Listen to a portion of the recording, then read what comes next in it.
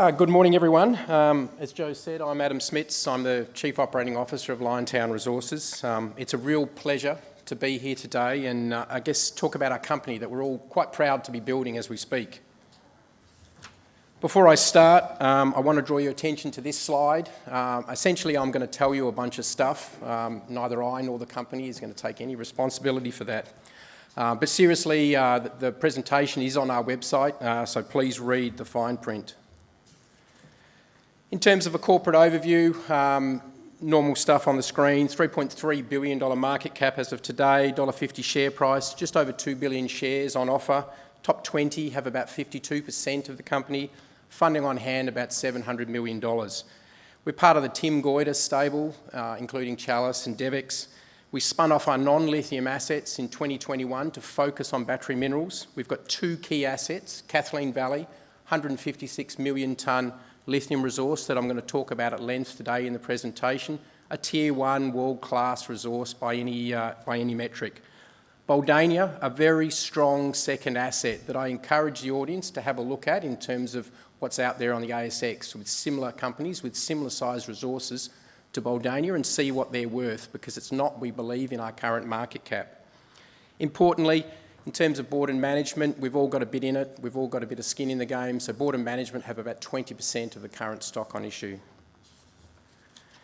Lithium supply dynamics, you would have heard already a little bit on this, and there's more to come. Everyone has a view. Our MD, Tony, who unfortunately couldn't be here today because he's on site with another group, sends through frequently at 5:30 in the morning the latest brokers report or the latest analyst report and wants a breakdown by 7 a.m. when he comes in.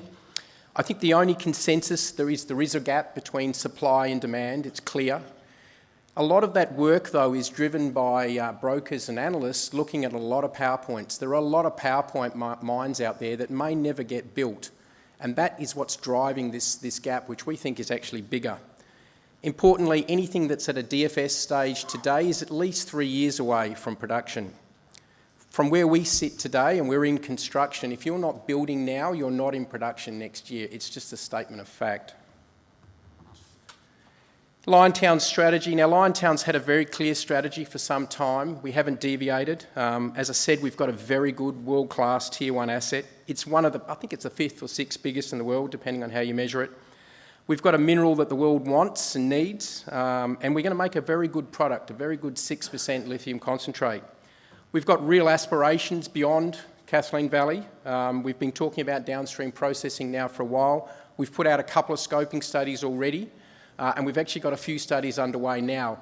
And those studies are focused on the three big questions we think that you need to focus on for downstream processing. What do you make, where do you make it, and who do you partner with? And that's our focus of that work. And we'll keep doing that work in a really considered manner, which is how we've tackled KV to date. We obviously want to expand the portfolio, and Buldania is in that avenue. We've got a study manager starting tomorrow and a whole bunch of test work kicking off for Buldania. We've already drilled the core for that test work. And that'll be a very considered process, and much like we tackled Kathleen Valley, involving native title, flow sheet development, and actually getting the basics right before you charge off and just build a plant. In terms of the Liontown Way, I had a good think about this, and Liontown, as many companies do, have our values all over the internet. And I thought I'd try and synthesise those values down for the audience today and put it in my own words. Firstly, safety. I'm quite passionate about safety. Safety is more than a 2-minute share in a meeting in Perth. That's just a nonsense. Safety is about systems, it's about procedures, it's about empowerment, it's about training. It's about keeping people safe so they come home at night. That's how we believe safety should be tackled. ESG, I'm going to talk about at length. ESG is not greenwashing for Liontown, never has. It's built into the design. It's a key reason why our native title agreement was negotiated. People are important. It's a widely bandied and overused term, and I've got a slide on people, to be honest. We haven't just filled the slots, and probably until 6 months ago, I was sitting in on every interview to make sure we got the right people involved in the company. We're doing it right. We've got a very good board. One of the reasons I joined the company 3 years ago was I was very impressed with the approach of our board to doing things. They're all focused, Tim down in doing a right job. We're not just ticking the boxes. We're not just West Perth wannabes. We've got a very careful, considered and thought out process, a clear strategy. Our native title agreement was crucial to where we are today. And anyone in Australia that's in the sphere, native title is important. We've learned from what others have done. We're not arrogant. In no way do we think we've got it right, and you would have seen from our recent capital step where we've actually continued to improve what we're doing. Delivery, I think, is our number one driver at the moment. We really need to get into the market. We've tackled very important issues early. We've ordered equipment early. We're even engaging contractors early, well before we actually need to start work on site. We're trying to get ourselves in the queue. Anyone thinks now that you can just put a tender out and you're going to have contractors beating down your door is delusional. You need to talk to those contractors, get engaged, get in the queue and make sure they know you're real. Importantly, we like to have fun. We're very focused on making some money. And as Tim says, we want to get the job done. People, look, we're a company of people.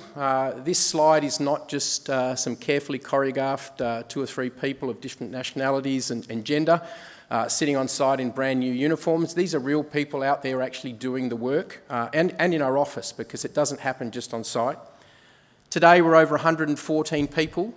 A year ago we were 14, 2 years ago we were 5. To put that in perspective, we put 30 people on last month. It's a very tough labour market. We've had to reassess how we get people, whether it's salary or other benefits that we offer. Even with our contract mining model, we've had to reassess what facilities we provide to the contractor so they can attract the right people. It's not just simply about our people. We've put a lot of effort into the camp, like many other people have, and these are very high quality rooms, very good facilities are going in. We've got all the security, and we've talked about that in the past in terms of cameras, swipe cards. All the basics we see now are going in up front. We've had a lot of interest in what we're doing. A lot of people are interested in getting involved in something early, a greenfields mine. We haven't targeted anyone in particular, but people are interested in coming to work for Liontown. It's quite interesting, and especially the underground space. Our underground mine is literally going to be career makers for underground mining engineers, and we've already got 7 underground mining engineers beavering away now on the underground design. What's been interesting is that people that I've interviewed are very interested in the lithium space, but they're also very interested in what we're doing in the ESG space. Part of what we'll talk about today is our power station. 95 megawatts solar, wind, battery, gas station, 30 hectares of solar panels going in. That's not tokenism, that's real commitment. This plant is going to start up on 60+% renewables, probably closer to 80 in year 1. That's a big, big commitment, and people are interested in that sort of stuff. We've recruited well. Our entire open pit mining team is now on board, some 19 people, and thank you very much to Pilbara Minerals for their contribution. We haven't made a focus of targeting any one group in particular, but we have over 34% of our workforce is female as of today. We're building a culture. We like to think people want to work with Liontown. The other day, one of our guys was naturalised, and he's now an Aussie, and someone said to him, "Do you know who the Angels are?" And he didn't. And before long, the ESG team had the infamous Angels song playing, and we had at least 10 or 15 people singing that very politically incorrect chorus. And I think that's what's nice about Liontown. We don't take ourselves too seriously. Partnering with others, I think native title, if anyone's seen CEO Tony Ottaviano speak, native title is crucial to Liontown. It's a very integral part of where we are today. Our native title agreement was the first native title agreement negotiated post-Juukan Gorge. It was a 2.5-year process. It was not easy. It wasn't easy for us, and it wasn't easy for our partners, the Jual. It also includes a cultural heritage management plan, which is crucial in any native title agreement today. Without that native title agreement, I wouldn't be here today. We wouldn't be building, we wouldn't be permitting. You really can't do this sort of stuff in WA anymore unless you take this seriously. It's not a box-ticking exercise, it's future-proof. That agreement is referenced daily. Our ESG team was on site with more than a dozen Jual people last week, just going back over old ground and making sure we had everything covered. We don't take that relationship for granted, and they frequently hold us to account. It's the nature of the relationship. Jual businesses are already engaged on site. The initial clearing and water carts have been provided by Jual businesses. A JV has been signed with a Joel Business and our open pit mining contractor. All of our supply agreements have "you must engage with Joel" built into them, and we facilitate that process so it actually happens. Again, not a box ticking exercise. Our communications tower that goes up next month, a 90-metre high mast, is being supplied by a Joel contractor. It's a key enabler for the project. Microfinancing of a bus has already taken place, and we're pushing for microfinancing of ROM loaders and concentrate loaders as part of those contracts as well. ESG, very, very overused term. I think we consider ESG to be integral to Liontown. You can't be a lithium miner if you're not taking this area seriously and you don't have real ESG credentials. The first senior management person that I hired was our ESG manager, Claire Wilson. She'll be talking at about 12:25, so I'd encourage anyone that's passionate about ESG to come and listen to Claire, because Claire lives and breathes the stuff. So Claire was hired before we hired a mining manager and before we hired a project director. That's how important we see ESG. Our approach to ESG is pretty simple. Everything we do, we must do it with respect. We want to partner with the right people, from suppliers to customers, and they need to be on board with our approach. We want to develop the resources responsibly. I don't think many people are aware, but our mine or our pits were redesigned 5 times as part of the native title agreement to reduce the surface disturbance. We pulled almost 100 hectares out of our disturbance and drove a lot of the mining underground, which had some upsides in terms of processing. The Joel loved that approach. It really got us over the line with that native title agreement, and we've continued to redesign that mine as part of recent work. It also protected Jones Creek, which is a very, very important site to Joel. As I said, we're building one of the biggest hybrid power stations, not a token power station, with our partners Zenith. 95 megawatts is a decent sized power station when you've sort of got an online of 20 megawatts.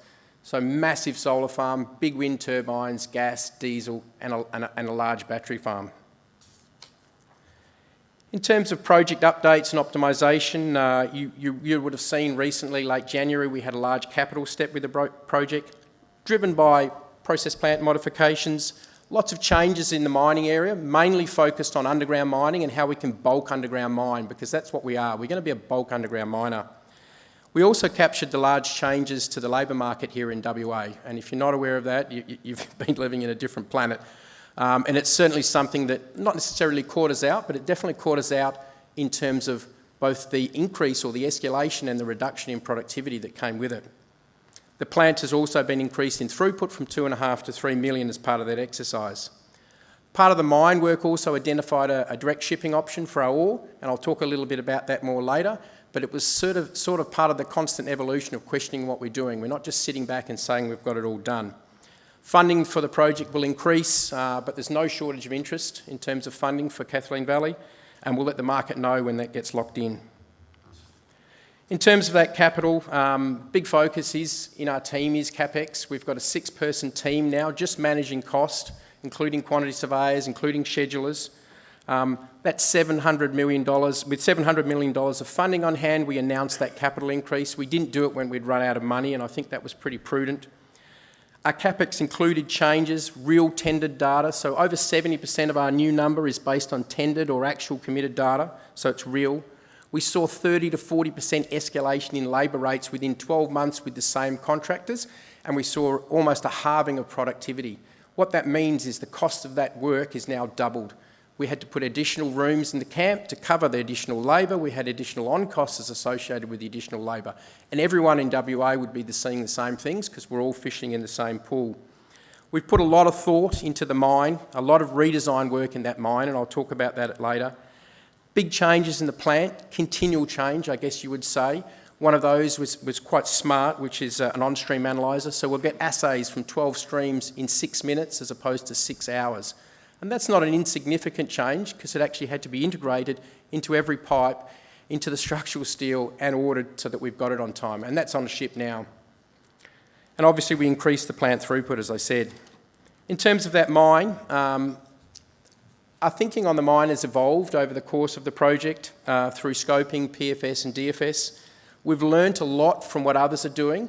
Or cleanliness or selectivity matters. If anyone tells you any different in the lithium game, they're not understanding what they're talking about. You must have clean ore. The difference between underground and open pit is you can be significantly more selective with underground. You don't have to mine the contact ore. You don't have to mine from the top down. You can go where you need to go. So we're starting to understand a lot of those levers, and we're benefiting, I guess, from being a second, third mover. We also identified the DSO opportunity. Now, the pits have been redesigned in recent times to have one-way ramps. So we've got 4 declines coming off the Mount Mann pit that you see there on the screen alone. And a lot of our mining methods have been sequenced so they're repeatable. So the underground miners just do the same thing in a different place every day. They're not having to redesign or rethink what they're tackling. We've copped an enormous amount of criticism from learned brokers and analysts about mining lithium underground. One of our mining engineers said the other day that you do not mine minerals, you mine rock. And I think it's really telling. There's lots of underground mines right where we are. It's not new. We've got massive tonnes per vertical metre. This is a big underground mine, and it's dedicated to mining lithium. The plant's been optimised as part of that work. A large percentage of our plant, the bits in blue on that flow chart, were already designed for 4 million. The bits in red there just highlight where we've made some changes in flotation and gravity to improve the throughput from 2.5 to 3. We've focused on changes that will ensure that we do what we say we're going to do. So we've put in a large fine ore bin ahead of the milling circuit. That'll have 10 hours of capacity of crushed feed so that that mill sees the same size rock continuously for 10 hours with the crushing circuit shut down. These are the sort of changes that ensure that you get the recovery that we've published in DFSs. There's no change yet to our concentrate grade. Many of our peers you would have seen are now producing 5s and 5.5s or 5.3s, chasing the market. We're still very focused on a 6, so it's still a lever that we can pull if we need to. Early revenue, DSO, a lot of interest in DSO. This is a pure plus. This ore is not robbing from the reserve. They're already mining it now and stockpiling it. I touched it the other day. You can see a picture of some of the sample that's been sent out to potential customers. I think at least a dozen samples gone out, a lot of interest in this DSO product. It's not part of the reserve, it's a plus. I guess the conditions of the market in terms of DSO have presented themselves. We've now got a decent team that can act and actually respond to opportunities like DSO, and we're pushing very hard on this one. Trust me, it's early revenue for the company. Importantly though, we're not going to compromise the end game. We're still focused on making 6% lithium concentrate by mid-24. What's happening on site? 5 years from drilling our first exploration hole, we're moving dirt. We moved 317,000 BCM last month. We're on track for 450, 500 this month. That's usually an 8 to 10 year process. Our chairman, Tim Goyder, who many in the room may have met, will say over a glass of wine or 2 or even 3, we're a 16-year overnight success story. But we've grade controlled these pits. It's been a very considered and conscious approach. We're very conscious of the challenges. We're already doing some geometallurgy mapping, and we're actually going to do some work to support that. We're not starting mining when the plant's just finished. We'll have ore on the ROM pad. We'll have ore in stockpiles ready to go when that plant ramps up. And we're kicking underground off in Q4. The tenders are out in the market. The bidders are on site today or tomorrow, I think, for a site visit. Elsewhere, the ROM pad's taking shape, north of 500,000 BCM already placed there, and you can see the crusher foundation in the centre of the screen coming out of the ground. So we're busy pouring concrete. I think we're somewhere between 1,500 and 2,000 cubes of 9 already poured on site. Construction on site is charging forward, both at the plant and the camp. Lycopodium, our engineers are well advanced. 80% of our drawings will be out by the end of the month. Concrete pours, bang on schedule, and you can see the SAG mill foundation being poured there. Our camp has over 400 rooms today. We've got 350 people sleeping on site, and you'll see the camp's fairly unique. It was designed to tie into a Joao story about dragonflies, deliberately. Our 90-metre high communications mast, supplied by a Joao contractor, will go in next month. And our power station, the power station contractor is already mobilised, and we're already in the queue for wind turbines and actually the crane to put the wind turbines up. Other major contracts for transport and gas are also well advanced. Off-site fabrication, crucial. We pushed, our SAG mill gets loaded this week. To put that in perspective, that was ordered last January. So that mill was ordered north of 12 months ago, and we ordered it prior to FID. PLCs, many people wouldn't even know what they do, but they were ordered last February, and then we've already got them, and they've got the semiconductors that no one can get anymore. Switch rooms, cable, transformer, all ordered 8 months ago. Our huge lithium concentrate filters, already delivered to Fremantle, already on site. Our crushers are sitting in Perth as we speak. And even simple things like cars, we've been very aggressive. We've been buying cars since last February, and we're buying them on the second-hand market even now, because Toyota just can't supply.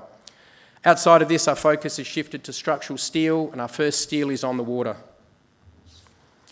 In terms of the schedule, I think it's really simple.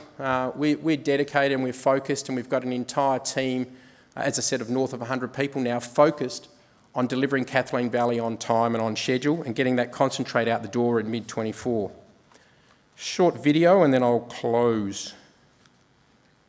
It always starts with a great asset, and we've got that in Kathleen Valley.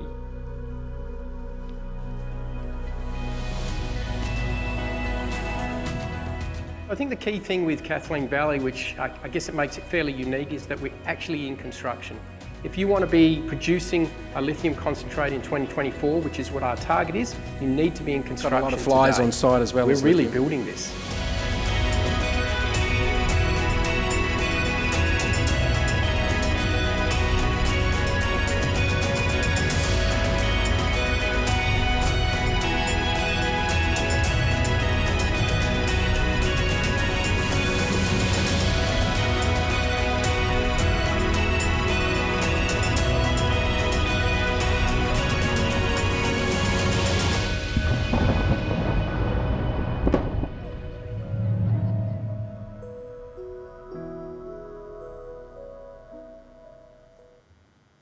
So to close, there's an awful lot going on, as you can well imagine. We're building the business as well as the company, as well as the mine. From our outset, I guess the process has been very considered and how we do it the right way. We've announced capital increases well before we ran out of money. We were looking ahead, we're very schedule focused. We've invested in simple things like cost control and ESG. And we're very prudent and measured. It's a very considered, prudent approach to building a mine. And we're very focused on getting it done. If there's any questions, we're at booth 23, or I think we have questions here as well. Yep, thank you very much.